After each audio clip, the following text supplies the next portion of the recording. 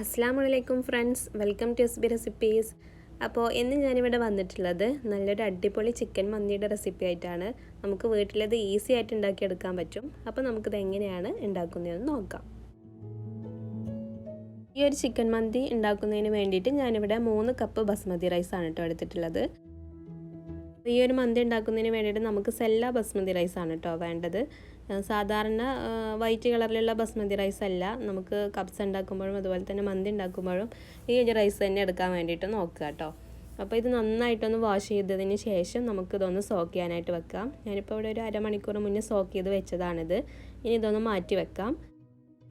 അടുത്തതായിട്ട് നമുക്കിതിലേക്ക് വേണ്ടിയിട്ടുള്ള മസാല ഒന്ന് റെഡിയാക്കി എടുക്കാം. അപ്പോൾ അതിന് വേണ്ടിയിട്ട് 1 ടേബിൾ സ്പൂൺ കുരുമുളക് എടുത്തിട്ടുണ്ട്, 1 ടേബിൾ സ്പൂൺ ചെറിയ ജീരകം, 1.5 ടേബിൾ സ്പൂൺ മല്ലി, പിന്നെ 8-10 ഗ്രാമ്പു, ഏലക്ക, പിന്നെ ഒരു വലിയ പീസ് പട്ട എടുത്തിട്ടുണ്ട്. അത് കൂടാതെ നമുക്ക് വേണ്ടത് ഡ്രൈ ലെമണിൻ്റെ ചെറിയൊരു പീസാണ്. അപ്പോൾ അധികമൊന്നും വേണ്ട, ചെറിയൊരു പീസ് മതി. ഇനി നമുക്കിതെല്ലാം കൂടി ജസ്റ്റ് ഒന്ന് ചൂടാക്കി എടുത്തതിന് ശേഷം പൊടിച്ചെടുക്കണം.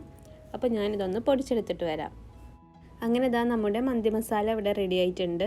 അപ്പോൾ ഈ ഒരു ചിക്കൻ മന്തിയിലേക്ക് വേണ്ടിയിട്ട് ഞാനിവിടെ 900 ഗ്രാമിൻ്റെ ഒരു ചിക്കൻ എടുത്തിട്ടുണ്ട്. അത് സ്കിന്നോട് കൂടി 6 പീസാക്കി കട്ട് ചെയ്ത് നന്നായിട്ട് വാഷ് ചെയ്ത് ഡ്രെയിൻ ചെയ്തെടുത്തതാണിത്. വെള്ളം ഒട്ടും പാടില്ല. വെള്ളത്തിൻ്റെ അംശം എന്തെങ്കിലും ഉണ്ടെങ്കിൽ അതൊന്ന് ഒരു ടിഷ്യൂ പേപ്പറോ എന്തെങ്കിലും വെച്ചിട്ട് നന്നായിട്ടൊന്ന് തുടച്ചെടുക്കണം. എന്നിട്ട് ഇതിനകത്തേക്ക് മസാല പിടിക്കാൻ വേണ്ടിയിട്ട് ഞാനിവിടെ ഒരു ടൂത്ത് പിക്ക് യൂസ് ചെയ്തിട്ട് നന്നായിട്ടൊന്ന് കുത്തി കൊടുക്കുകയാണ്. ഒരു ഫോർക്കോ അല്ലെങ്കിൽ സ്ക്യൂറോ എന്തെങ്കിലും യൂസ് ചെയ്തിട്ട് ഒന്ന് കുത്തി കൊടുത്താൽ മതി. എന്നാൽ നന്നായിട്ട് ഇതിൻ്റെ ഉള്ളിലേക്ക് മസാല പിടിച്ചോളൂ കേട്ടോ. ഇനി നമുക്ക് ഈ ചിക്കനിലേക്ക് ഞാൻ നേരത്തെ പൊടിച്ച് വെച്ചിട്ടുണ്ടായിരുന്ന മസാല ഉണ്ടല്ലോ, അതൊന്ന് ഇതിലേക്ക് ചേർത്ത് കൊടുക്കുകയാണ്. ഞാനിവിടെ ഒരു 3 ടീസ്പൂണോളം മസാല ഇതിലേക്ക് ആഡ് ചെയ്ത് കൊടുക്കുകയാണ്. പിന്നെ ഒരു 1/2 ടീസ്പൂൺ ചെറിയ ജീരകവും 1 ടീസ്പൂൺ കുരുമുളകും കൂടി ഇട്ട് കൊടുക്കുകയാണ്. പിന്നെ ഒരു ചെറിയ സവോള ഇതുപോലെ നൈസായിട്ട് ചോപ്പ് ചെയ്തെടുത്തും കൂടി ഇതിലേക്ക് ആഡ് ചെയ്ത് കൊടുക്കാം. ഇതുപോലെ നൈസായിട്ട് തന്നെ ചോപ്പ് ചെയ്തെടുക്കാൻ വേണ്ടിയിട്ട് പ്രത്യേകം ശ്രദ്ധിക്കണം കേട്ടോ. അടുത്തതായിട്ട് മാഗിയുടെ ചിക്കൻ സ്റ്റോക്കിൻ്റെ ഇതുപോലത്തെ 3 ക്യൂബാണ് ഇതിലേക്ക് ആഡ് ചെയ്ത് കൊടുക്കുന്നത്. ഇത് നന്നായിട്ട് കൈവച്ച് പൊടിച്ചെടുക്കണം, എന്നാലേ ഇതിൽ നന്നായിട്ട് അലിഞ്ഞ് ചേരുള്ളൂ. അപ്പോൾ നന്നായിട്ട് പൊടിക്കാൻ വേണ്ടിയിട്ട് പ്രത്യേകം ശ്രദ്ധിക്കുക.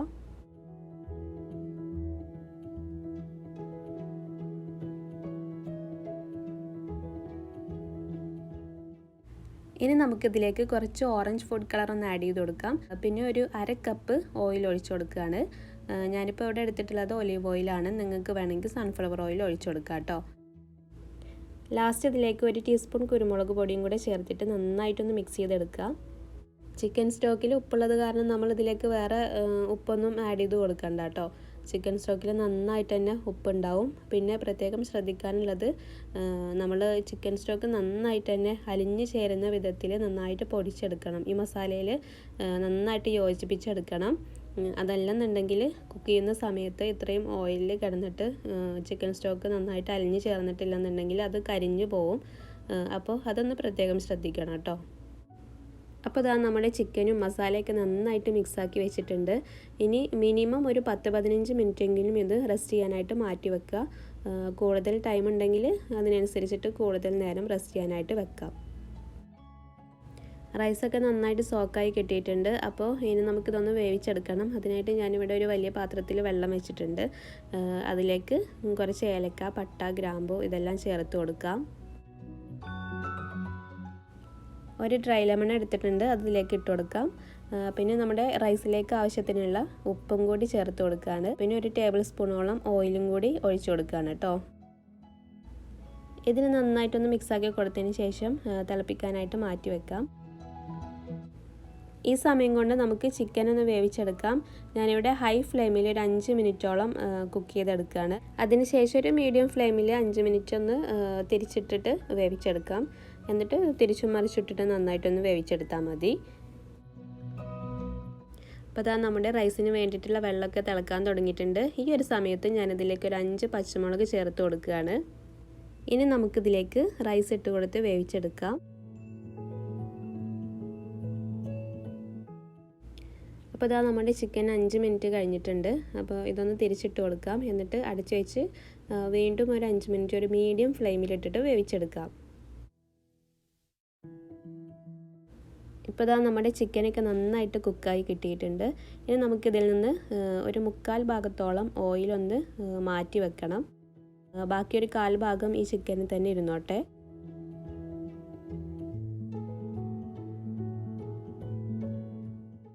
ഇപ്പോൾ ഇതാ നമ്മുടെ റൈസൊക്കെ പാകത്തിന് കുക്കായി വന്നിട്ടുണ്ട്. വേവ് കുറയാനും പാടില്ല, എന്നാൽ ഓവർ കുക്കാവാനും പാടില്ല. പാകത്തിനുള്ള വേവ് വേണം. അപ്പോൾ ഇതിനി നമ്മുടെ ഈ ചിക്കൻ്റെ മുകളിലേക്ക് ഇതിൽ നിന്ന് പകുതി ഇട്ട് കൊടുക്കുക കേട്ടോ.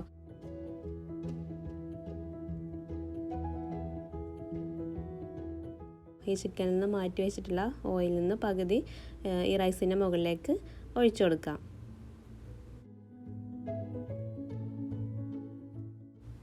അപ്പോൾ ഇനി ബാക്കിയുള്ള റൈസും ഓയിലും കൂടി ഇതിന് മുകളിലേക്ക് ഇട്ട് കൊടുക്കാം. അതിന് ശേഷം നമുക്ക് കുറച്ച് ഓറഞ്ച് ഫുഡ് കളറും കൂടി ആഡ് ചെയ്ത് കൊടുക്കണം കേട്ടോ. ഇതെല്ലാം ഓപ്ഷണലാണ്, വേണമെങ്കിൽ ചേർത്ത് കൊടുത്താൽ മതി. പിന്നെ യെല്ലോ കളറിന് വേണ്ടിയിട്ട് ഞാനിവിടെ കുറച്ച് മഞ്ഞൾപ്പൊടിയിൽ 1-2 ടേബിൾ സ്പൂൺ പാലും കൂടി ഒഴിച്ച് കൊടുത്തിട്ട് നന്നായിട്ടൊന്ന് മിക്സ് ചെയ്ത് കൊടുക്കുക. അതിനുശേഷം ഇതുപോലെ തന്നെ ഒഴിച്ചു കൊടുക്കാം. പിന്നെ ഒരു 2-3 പച്ചമുളകും 2-3 സ്ലൈസ് തക്കാളിയും കൂടി ഇതിൻ്റെ മുകളിലൊന്ന് വെച്ച് കൊടുക്കുന്നുണ്ട്. ഇനി സ്മോക്കി ഫ്ലേവറിന് വേണ്ടിയിട്ട് ഒരു പീസ് ചാർക്കോൾ കത്തിച്ച് അതിലേക്ക് കുറച്ച് ഓയിൽ ഒഴിച്ചു കൊടുക്കുക. എന്നിട്ട് പെട്ടെന്ന് തന്നെ ഒരു അലുമിനിയം ഫോയിൽ വെച്ച് കവർ ചെയ്യുക. അല്ലെങ്കിൽ അതിൻ്റെ ആ സ്മോക്കി ഫ്ലേവറൊക്കെ പുറത്തേക്ക് പോകുമല്ലോ. അപ്പോൾ പെട്ടെന്ന് തന്നെ കവർ ചെയ്ത് വെക്കണം. എന്നിട്ട് ആ ഒരു പാനിൻ്റെ ലിഡ് വെച്ചിട്ട് അടച്ചു വെക്കാം. ലോ ഫ്ലെയിമിൽ 1 മണിക്കൂറെങ്കിലും നമ്മളിത് ഇങ്ങനെ തന്നെ വെക്കണം. അപ്പോൾ ഈ ഒരു മന്തി റെഡിയാകുന്ന സമയം കൊണ്ട് നമുക്കിതിലേക്ക് വേണ്ടിയിട്ടുള്ള സൈഡ് ഡിഷും കൂടി റെഡിയാക്കി എടുക്കാം. അപ്പോൾ അതിന് വേണ്ടിയിട്ട് ഞാനിവിടെ 2 തക്കാളി എടുത്തിട്ടുണ്ട്. പിന്നെ ഒരു ചെറിയ സവാളയാണ് കേട്ടോ എടുത്തിട്ടുള്ളത്. വലിയ സവാള ആണെങ്കിൽ ഒരു പകുതി മതിയാകും. ഒരു 2-3 പച്ചമുളക്, കുറച്ച് മല്ലിയില, അതും കൂടി ഇതിലേക്ക് ഇട്ട് കൊടുക്കാം. ഇനി ആവശ്യത്തിനുള്ള ഉപ്പും ഒരു 2 ടേബിൾ സ്പൂൺ വിനീഗറും കൂടി ചേർത്തിട്ട് ഒന്ന് മിക്സിയിലൊന്ന് ജസ്റ്റ് ഒന്ന് കറക്കിയെടുത്താൽ മതി കേട്ടോ. നല്ല പേസ്റ്റ് പോലെ അരച്ചെടുക്കണ്ട. അപ്പോൾ ഇതാ നമ്മുടെ സൈഡ് ഡിഷും ഇവിടെ റെഡി ആയിട്ടുണ്ട്.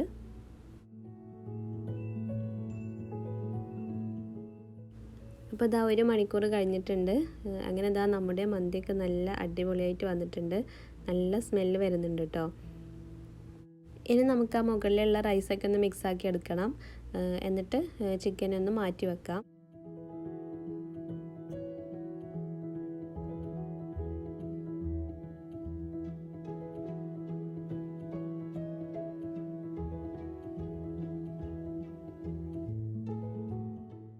അങ്ങനെ ഇതാ നമ്മുടെ ചിക്കനൊക്കെ നന്നായിട്ട് തന്നെ കുക്കായി കിട്ടിയിട്ടുണ്ട്. അടിയിലൊന്നും പിടിച്ചിട്ടൊന്നുമില്ല. റൈസൊക്കെ നന്നായി മിക്സാക്കി വെച്ചിട്ടുണ്ട്. ഇനി ഇതൊന്ന് സെറ്റ് ചെയ്തെടുക്കാം.